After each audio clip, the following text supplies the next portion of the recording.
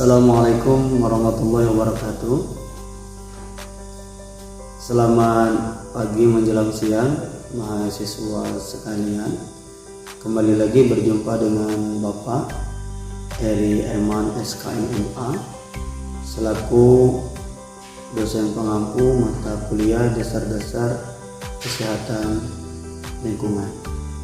Baiklah, hari ini kita akan kembali melanjutkan perkuliahan kita pada pertemuan yang ke-12 mata kuliah dasar-dasar kesehatan lingkungan. Bagaimana mahasiswa sekalian, apa kabarnya? Semoga kita semuanya dalam keadaan sehat walafiat. Untuk pertemuan ke-12 ini kita akan mendiskusikan pengelolaan limbah padat. Tapi sebelumnya Bapak ingin bertanya terlebih dahulu kepada para mahasiswa, apa yang kalian ketahui apa itu limbah padat? Oke, limbah padat selanjutnya.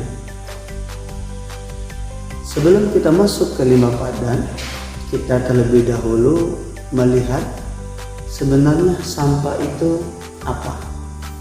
Kalau kita lihat dari definisinya, sampah adalah sisa kegiatan sehari-hari, aktivitas manusia, atau proses alam yang terbentuk baik berupa zat cair ataupun padat maupun juga berbentuk gas. Nah, berdasarkan unsur pembentuknya, sampah ini terbagi menjadi dua. Yang pertama sampah organik, kemudian yang kedua adalah sampah anorganik. Nah, kalau kita lihat apa itu sampah organik? Sampah organik adalah sampah yang sifatnya itu mudah membusuk dan juga sifatnya yaitu mudah terurai secara alami. Ini kalau kita lihat daun-daun, kemudian sayur-sayuran, kemudian juga bangkai, kertas dan lain sebagainya. Nah, kalau kita lihat juga dari sampah anorganik, ini sifatnya yaitu tidak mudah membusuk dan dia suka terurai. Kalau kita lihat contohnya yaitu plastik dan juga kaleng, kemudian kaca, logam dan lain sebagainya. Nah, berikutnya juga coba kita lihat sampah ini bisa kita temui yang pertama dari pemukiman, kemudian berikutnya yaitu sumber sampah dapat juga kita temukan di pertanian dan perkebunan. Kalau kita lihat di pemukiman umumnya sampah ini berupa sisa pengolahan makanan. Bagaimana kemudian manusia seperti kita ini melakukan aktivitas mulai kita bangun tidur sampai kita tidur lagi, dan kesemuanya itu di setiap harinya kita melakukan aktivitas.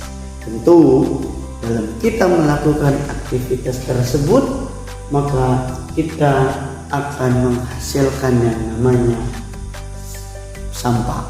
Maka kalau kita lihat ini yang sifatnya pemukiman, ini umumnya kalau kita lihat berupa sisa dari pengolahan makanan, kemudian perlengkapan rumah tangga, kemudian dalam rumah tangga itu juga kalau kita lihat ada namanya kardus, kemudian gelas, kain dan lain sebagainya. Nah, kalau kita lihat dari pertanian dan perkebunan, ini juga tergolong bahan anorganik seperti jerami dan sejenisnya. Berikutnya coba kita lihat, sebelum kita berdiskusi panjang lebar, kalau kita lihat ya sumber sampah berikutnya yaitu kalau kita lihat bangunan dan konstruksi gedung, kemudian ada perdagangan dan perkantoran.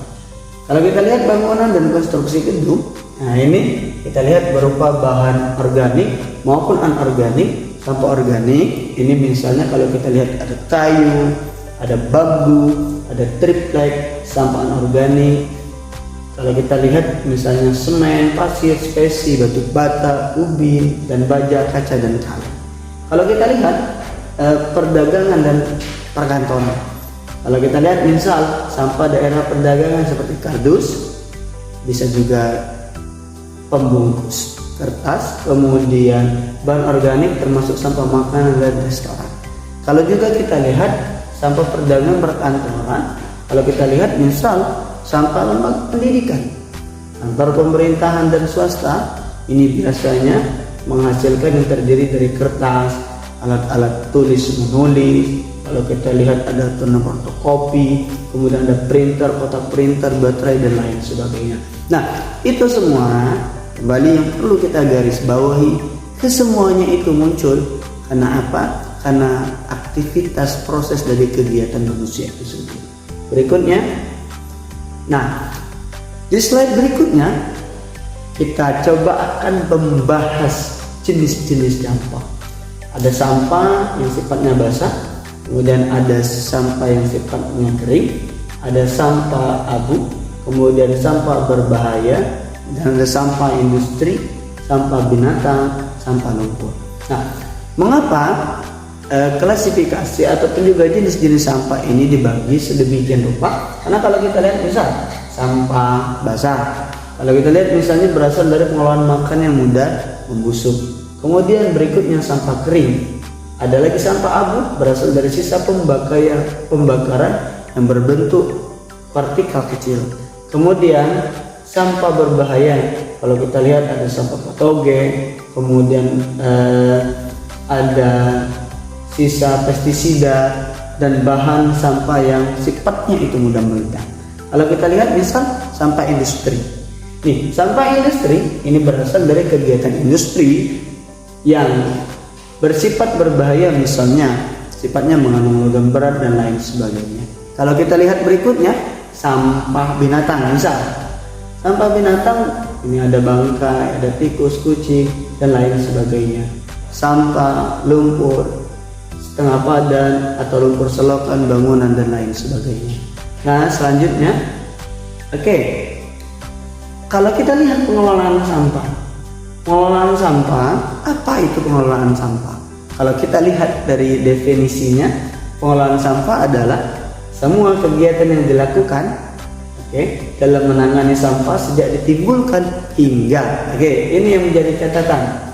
Pengelolaan sampah ini adalah semua kegiatan yang dilakukan dalam menangani sampah sejak ditimbulkan hingga pada saat proses akhir pembuangan.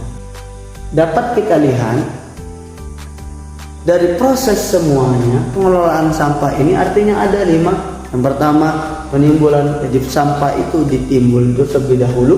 Kemudian berikutnya setelah dilakukan penimbulan, dilakukan pewadahan atau penampungan sampah. Yang ketiga, dilakukan pengumpulan. Berikutnya setelah dikumpulkan dilakukan pengolahan, dan baru yang terakhir yang kelima adalah pembuangan akhir.